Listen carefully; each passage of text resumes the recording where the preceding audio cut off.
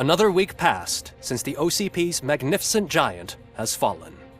OCP's new CEO assured us that the destruction of its headquarters will not stand in the way of finishing Delta City. Japanese corporation Kanemitsu has already shown interest in OCP's most prominent project. We at Media Break welcome them with open arms. Delta City, yokoso! From the City of Wonders, we're back to Detroit. The city's debt has reached a new peak. Re-elected Mayor Cusack, asked about his plans for reform, said he had other plans instead. OCP is the weakest it's ever been. We'll sue them even if we need a Japanese lawyer, he assures us. Now it's time to introduce a new segment, You the Detroiters, where we share feel-good stories from our local communities. Disgraced Senator Farrell took hostages at the local theater and called for his reinstatement. However, a former vagrant and the theater's newest employee managed to defuse the situation. When asked why he decided to risk his life, Pickles, a European cinema connoisseur, said that it was simply disrespectful to interrupt the screening.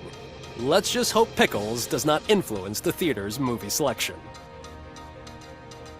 Next up, Sunblock 5000 model nearly torn to pieces by an ED 209 after not adhering to the 209's instructions. The dispute over a parking space could have turned deadly if it wasn't for Dr. Olivia Blanche, a seasoned psychologist who managed to keep a cool head during the 209's intervention.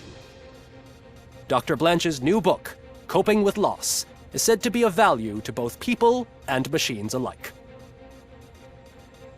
A defamed reporter funded by terrorists. After trying to illegally broadcast a hit piece aimed at OCP, Samantha Ortiz has been spotted collaborating with a terrorist group led by a woman known in the underworld as Bertha. OCP denied. We're sorry for the disturbance. Fortunately, this time it was a minor one. Let's move on. A new world record has been set in Detroit. A man called Funeral Bob attended his 1000th funeral this year. The record-breaking funeral belonged to Max Becker, a former OCP executive. As it turned out, Bob was its only attendee. The OCP delegation did not arrive due to a rescheduled business meeting. We hope the meeting went well. Moving on. The owner of a local restaurant, Onion Baji, in cahoots with a ring of zoo thieves. The restaurant was proved to source the ingredients through crime. The arrest was made by a rookie neighborhood cop, Ulysses Washington, and according to his statement, it wasn't the first animal he had saved. One question still remains unanswered. What happens to Robocop's human status? Mayor Cusack distances himself from Robocop and leaves no doubt that he will not be advocating for granting him human rights. Robocop's efforts have prompted a public conversation. I hope OCP doesn't take him off the street.